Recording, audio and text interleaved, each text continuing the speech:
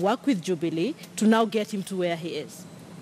I guess when you're approaching the elections, you had to take a decision whether to go and work with NASA, where you have Wetangula, and they've not had an exciting relationship with Moses Wetangula, so probably he wouldn't join the cause. But for him sticking with Jubilee, you have to give him a pat on the back, because there's a shortage of politicians in Kenya who pursue a cause to its natural conclusion. They're just sitting by the side, they want to tiptoe around issues. But for Lusaka, you have to give him a pat on the back. Why? He said, I'm going to work with Jubilee, and I'm going to stick with Jubilee. And he's not alone. You have many more politicians who take a decision, like, for instance, former Governor Isaac Ruto, who took a decision, I'm going to work with NASA, rain or shine. Yeah. So we need that kind of politician in Kenya, that you take a course and you go to the hilt. You have Hassan Omar in that category, who said, I'm going to fight Ali Hassan Joe. It looks like it's a distant future, but he still went ahead and he fought. Of course, he got a beating, but he still stands up and he says, I fought this. So we lack that kind of politician in Kenya.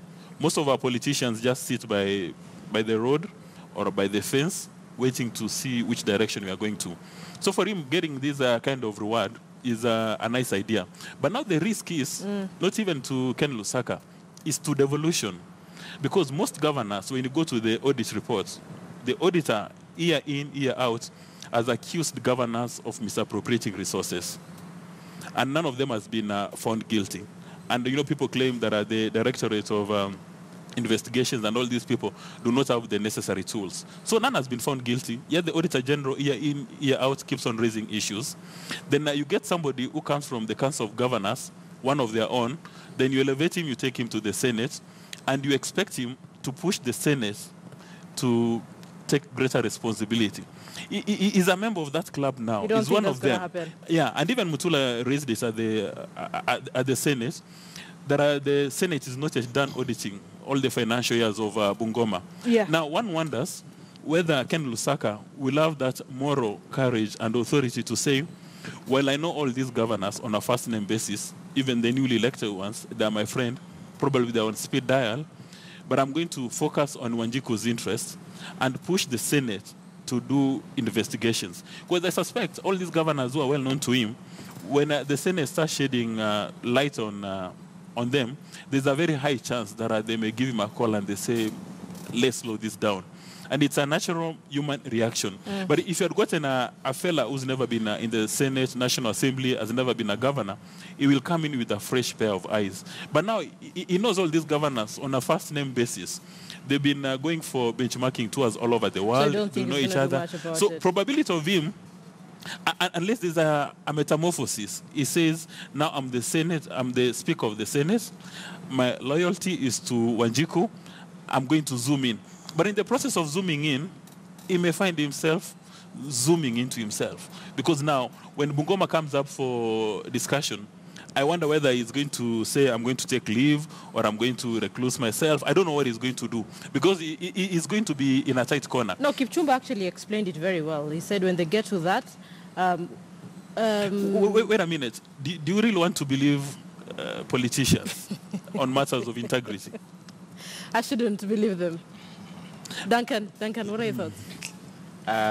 My take is that truly there is an issue that we must also reflect on in terms of devolution, because we've always had this push and pull relationship between senators and governors.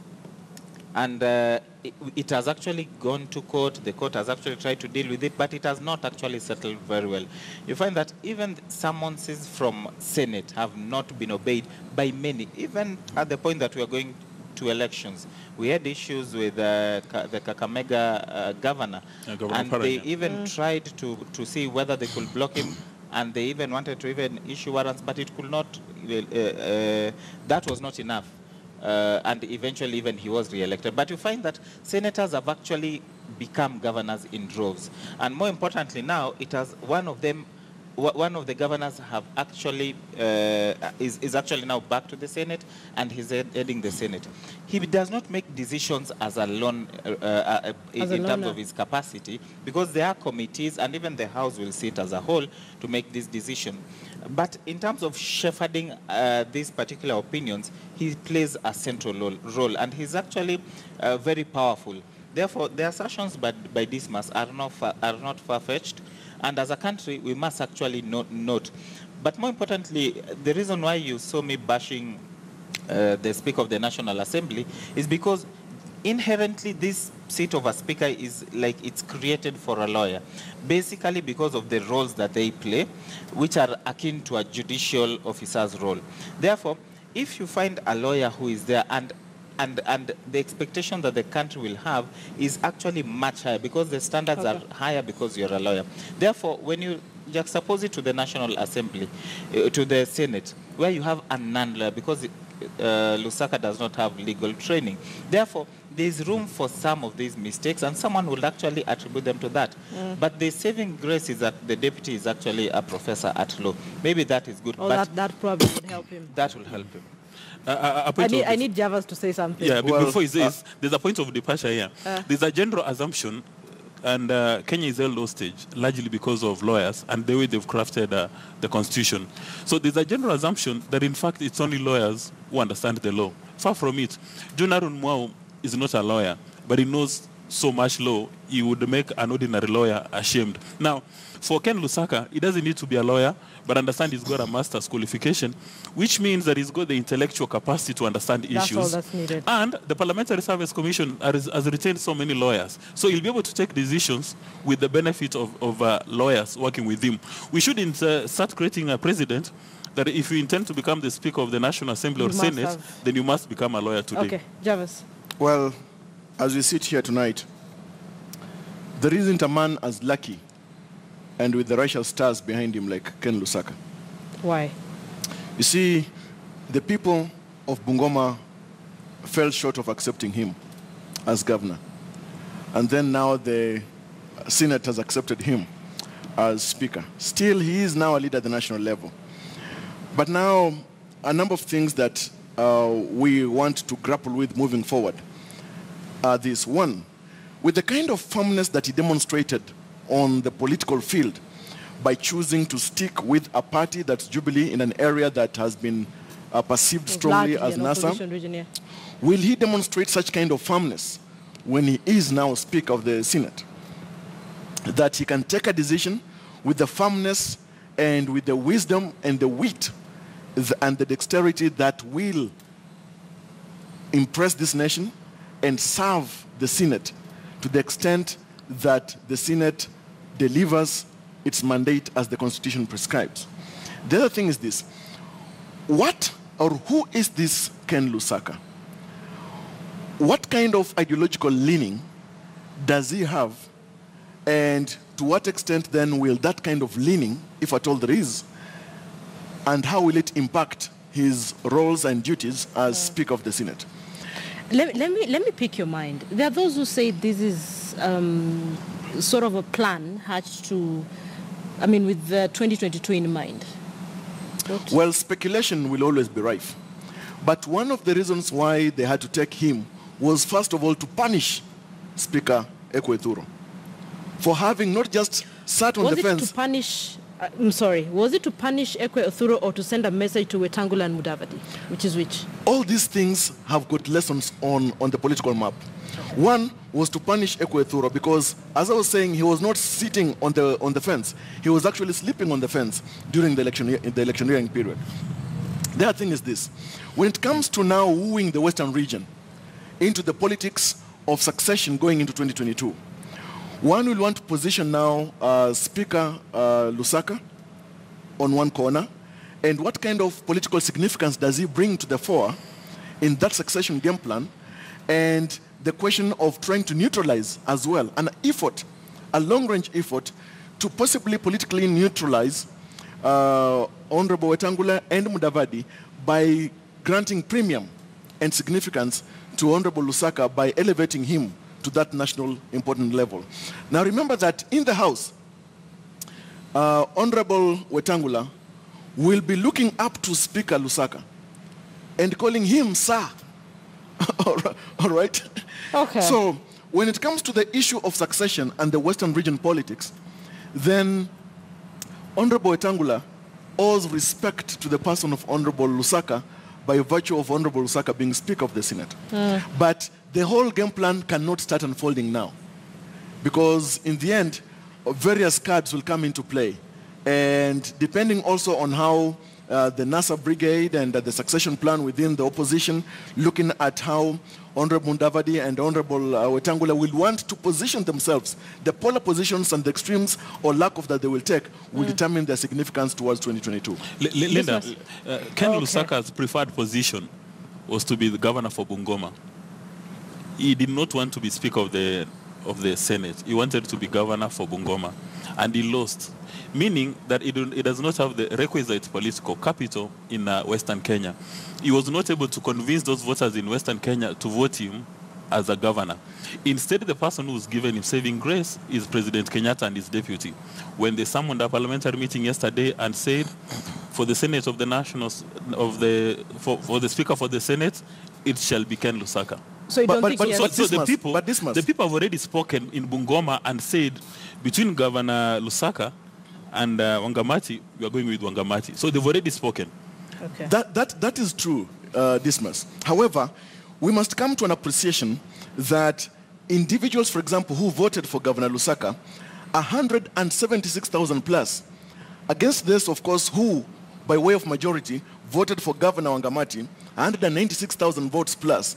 Of course, the Governor Wangamati took the day, but it doesn't mean that the people of Bungoma, to the minimal number, did not express their voice by voting for Governor Lusaka. You know, in politics, there's no second position. I know. It's about who wins and who takes it. So in the end, any person who ascends to political office, that person essentially, at least to a bare minimum, is ambitious. Now, Governor Lusaka having risen to position of governor of Bungoma, you cannot take the steam or the fire of ambition from his bosom. So he is ambitious. And you cannot conclude just yet that this individual would have set his sights merely on the position of, say, just being governor and putting it a halt there. Now, if let me be the let's use Ekwe Yeah, Thuro. Duncan, please be the referee. Yeah, let me use Ekwe Thuro as an example.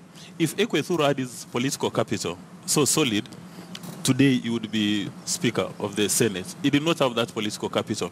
The same applies with Governor Lusaka.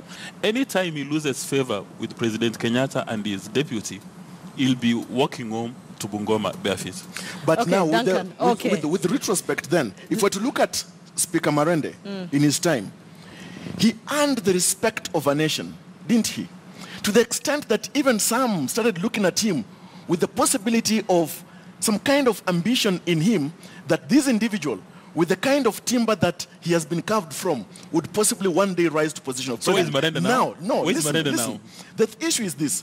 Marende did not milk that capital. He didn't. Duncan, do you want to come in and sort of... Yes, I think it's high time I came in. Ideally, if you look at at what they are saying, all of them actually have, there's a lot of sense in what they are saying. But you must also understand that as a senator in terms of the National Assembly, they would actually have a lot of respect if this particular speaker is one of them or has been one of them in the past. And more importantly, you look at continuity. This is a new house whereby they were setting up rules. There are various chains of communication, so that if it was either the one who was there, the incumbent, or one of them, or someone who has served at the Senate, would actually be a progressive way in terms of looking at it and even in terms of respect. But here you bring someone, and it has been the challenge that we have now is that these positions for speakers, and not only at the national level, even at the county assembly level, is a point where beggars are actually the ones the people look like they are begging, and they are begging from their political masters. You look at governors, people go there begging, and they get money, or they use their money to bribe councillors to actually achieve this. So you actually don't get the merit that is deserved of this particular seat, and therefore you come and find this competition. But more importantly, remember, in Bungoma, Wetangula has actually been voted in by the populace. This particular individual comes in and has not been voted in. If you look at how people have been respecting themselves in these particular houses, a nominated MP, there's a point where they cannot cross because they're told, boss, you are just nominated, but I have the backing of my people. That's the same position that even Lusaka will find himself when he goes there. He's just someone's appointee to actually save face. But even as I say that, Linda, there's something that I must actually help. I must actually do a rejoinder. My colleague panelist here says that people can just wake up and become lawyers, and sharper lawyers than even the lawyers themselves. And that kind of thinking, Linda, is very serious. That is what has led us to have fake doctors, fake lawyers, who sleep and wake up and think that I've gotten a dream that I'm a lawyer today. You have had surgeons who have actually operated on people, yet they don't have the medical training, just because you think you can wake up and become a professional. It is a profession. As much as you think you can do better than the real professional, it only takes you one class in that particular profession to realize that it is a skill that is gained. You cannot wake up today, Linda, and say that you'll become a better doctor than a trained doctor who has gone for 7 years. So you make it look easy. It's like the people watch football. They say, he should have done this, he should have done this. But put them in that field, they can do nothing. So let's respect professions. There's a reason why this particular position of a speaker all across the country is actually cushioned in such a way that it is a judicial kind of position, whereby there's a balancing act. These houses are actually law-making houses. It has everything to deal with the law. And if you don't have that particular understanding and the standing orders and marshal them in terms of the law, there'll be a problem even in your interpretation of that particular law, or even when you're passing verdicts or shepherding parliament or parliamentarians to a certain direction. Okay, so I need us to talk about something else. We have, now that we're talking about people who have gotten their seats back and those who've lost their seats, I'd like to talk about governors, new governors who are now sacking people left, right, center, and we've had different cases. In fact, COTU, Secretary General Francis Otoli is very upset with governors as we speak. There is concern that some of them are suspending county workers for no apparent reason. They're saying probably we need an audit, we need to reassess the skills. Could you listen into Nakuru Governor Lee Kinyanjui a couple of days ago when he said that he was going to send some of the workers from his county home, and then we'll have a conversation on this particular issue, because it's not the only one. We've seen the same in Tharaka Nithi, in Machakos, and in Siaya as well. That all officers employed as sub-county administrators, deputy sub-county administrators, and ward administrators proceed on compulsory leave with immediate effect. This will allow for their evaluation in a process that will look into their skills, suitability, and possible re-engagements. They will be required to hand over to the county secretary with immediate effect. So these acts actually amount to abuse of power by the governors within the meaning of Article 59 to H to K and Chapter 6 of the Constitution, as well as the Commission on Administrative Justice Act, for which action can be taken against the governors, including their removal from office. Duncan, so apparently governors can actually get in trouble for this. I don't know what kind of trouble they can get into, because the people who will get into trouble are actually the common mwananchi, because people will go to court. The court can actually decide to either reinstate or even to tell these particular county governments to pay these particular individuals. That is money that is taxpayers' monies. Yet, all they needed to do was to get legal advice, and legal advice not from Haron Mau. They should get legal advice from a lawyer. And they have lawyers in these particular county governments, such that once you get legal advice, proper legal advice, you'll act within the law. But I can tell you for sure, Linda, most of these people will actually get compensation or will actually get be reinstated. But again, you need to look at the philosophy behind it, the reasoning behind it, which actually is genuine, only that the way it's being executed is contrary to the law. You have a governor who comes in and he has a manifesto, he has an agenda. You find that there are these particular other individuals who are there, and most likely than not, there was an influence of the predecessor governor in terms of keeping them there. Chances are high that the synchronization of your work would actually not come to pass. So that it will be very hard for you to work within your agenda and your manifesto with these people who may even have not believed in that particular manifesto or that particular agenda. And there is need for you to actually start afresh with the people that can actually push your agenda forward. However, if you look at it, the execution part of it, because there's a good way of dealing with it, you can actually redeploy them, you can do such. But when you decide that you're sending them home, then there's an issue. And I don't know why you look doubtful, because that is actually the rationale behind it. No, because I'm just thinking, so after every 5 years, we'll be firing guys and hiring guys and firing. Yes, dismiss. Ideally, what is supposed to happen when a new governor comes to office? Two things.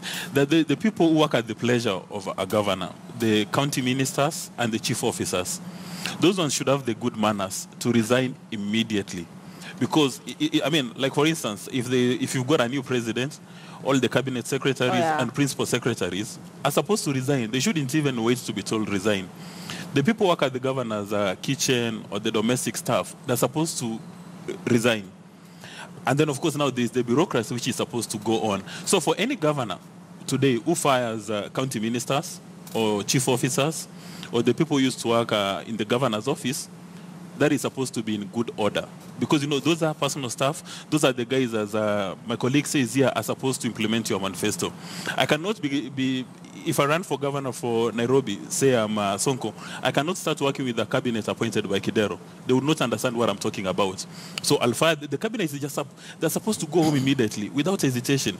Actually, when Kidero is handing over at Uhuru Park, the governors are supposed to be packing the stuff from those offices and prepare nice handover notes for the new cabinet, or they serve in an interim capacity. However, there's the other bureaucracy, which is supposed to be static, which has been employed by the county public service boards. Those ones are supposed to be permanent and pensionable. However, the tragedy is that all these governors, most of them, they never followed the best practices when employing people. They manipulated the County Public Service Commission, and they employed Tom, Dick, and Harry. They employed people who are on the county government's payroll, but work in businesses owned by governors, owned by their mistresses, by their spouses. Now, before you fire those ones, because you need a justification, then you need to do an HR audit and find out how were you employed?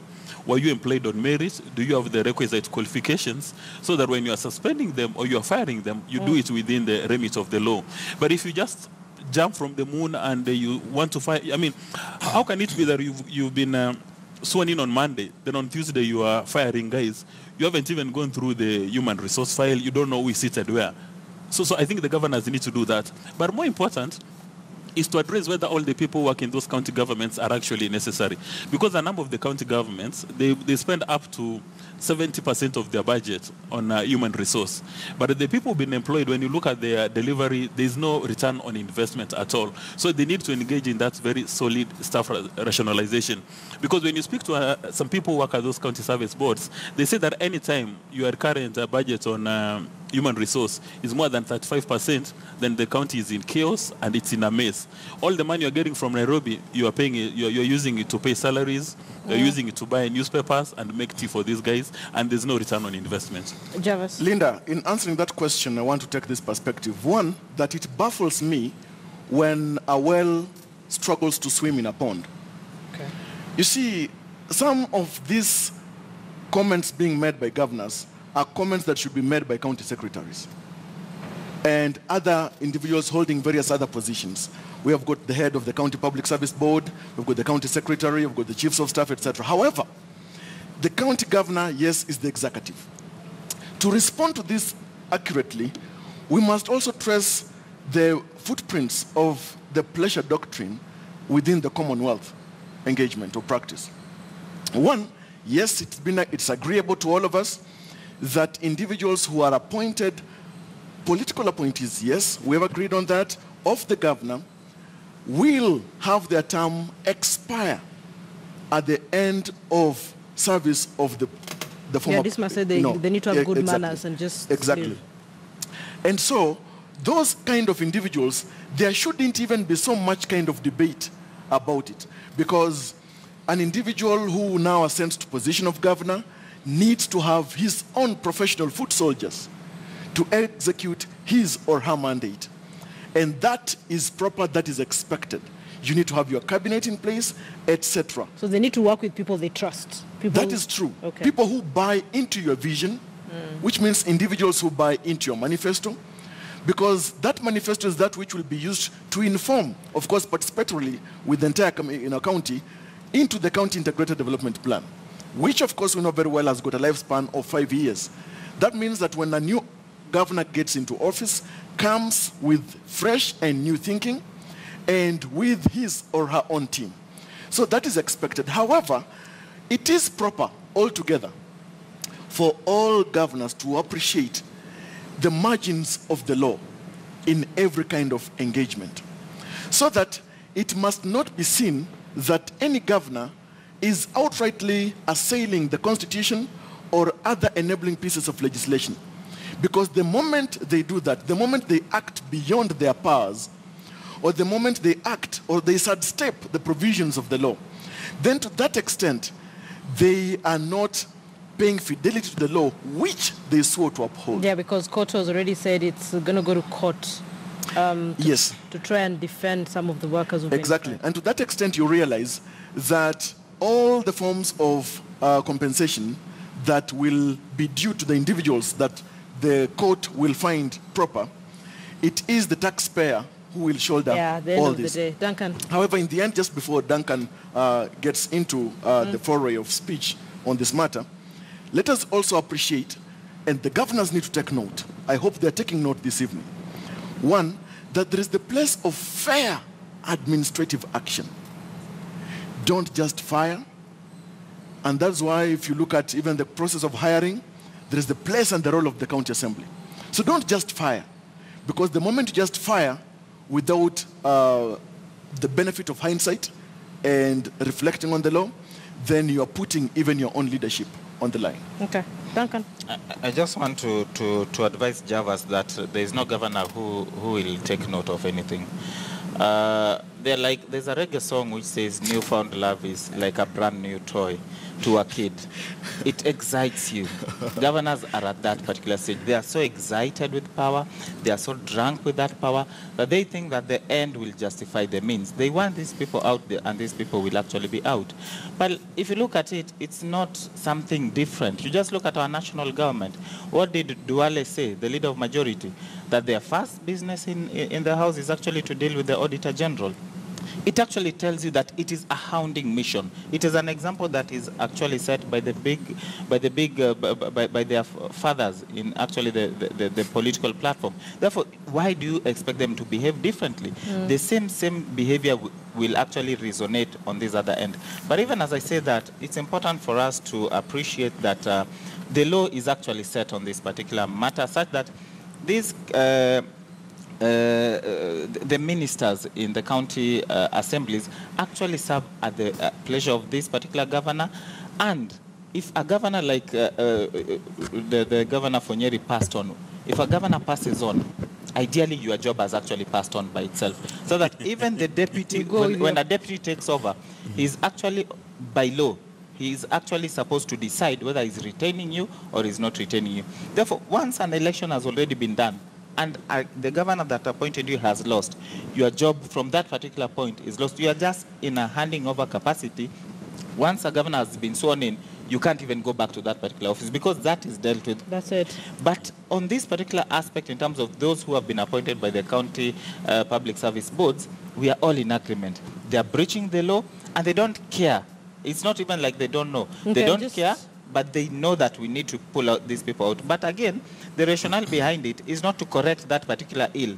It's to bring their own people so that they can still do the same that is bad the concern. things. Yes. Okay, and just while you're at it, Employment and Labor Relations Court has suspended that decision by Lee Kunyanjui. He wanted to send home, I think, about 115 county employees on compulsory leave. So the courts have said, this is not going to happen. Dismiss. Now, so that, because I know that some governors who are very sharp and who would be taking notes. Now, the challenge governors are facing is attracting, retaining, and rewarding top talent. Because all their decisions are anchored on tribalism. For instance, if you're, say, a lawyer man, and you've been appointed to be in charge of a hospital in Moyale, the folks in Moyale will start asking the local governor, isn't there one of us who is qualified? And there's a huge challenge. If you have a sober conversation with the governors, the first generation, as they refer themselves to, and second generation, that a challenge getting solid human resource because of tribalism, that we must be coming from a particular clan or a particular constituency. And for us to avoid getting into this kind of mess, maybe it's a good idea for Ken Lusaka, now that he's taken office, to come up with some innovative ideas. And one would want to support the creation of a county public service commission so that all workers are employed by one agency in Nairobi and then distributed countrywide. Because you would be going to so many counties and they don't get human resource. You would go into so many counties and you don't have a human resource. How, you know, you're talking about having the face of Kenya, creating cohesion, but you know, counties are told that you shouldn't employ locals 100%. But most of these, if you go most of the county assemblies and county governments, people engaging their mother tongues in their really local conversations. Javas, what is it? You see, this must appreciate that you cannot buy national cohesion on the cheap. The role, the significance, the object of devolution remains sacrosanct. And far much more is that with the semi-autonomy that is owed to county governments must not be taken away by imagination, thought, or creation of any kind of platform or institution that denies that autonomy intended, contemplated, and in fact fostered by the Constitution itself.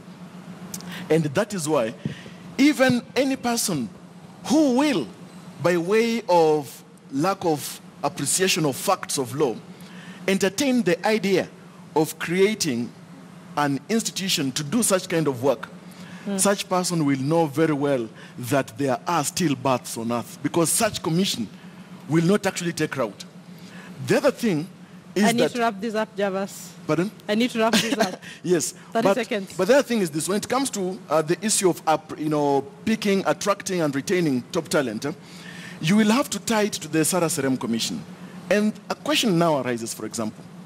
If you look at the county level, there is the executive. This executive is constituted of the governor and the county executive officers.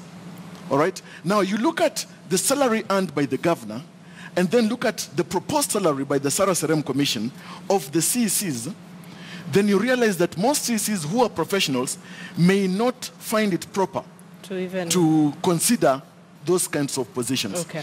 And with that kind of gap, you may realize that we may want to rethink or find a way of revising that kind of proposal so that top talent is attracted. Okay, Javas Bigambo. Really? Javas Bigambo, Duncan Okach. And this was for Kua. Thank you so much, gentlemen, for being part of Kivumbi 2017. Allow me to leave it at that. People, have a good night. I'm Linda Ogutu. We'll see you tomorrow as all eyes focus on the Supreme Court, on the presidential petition.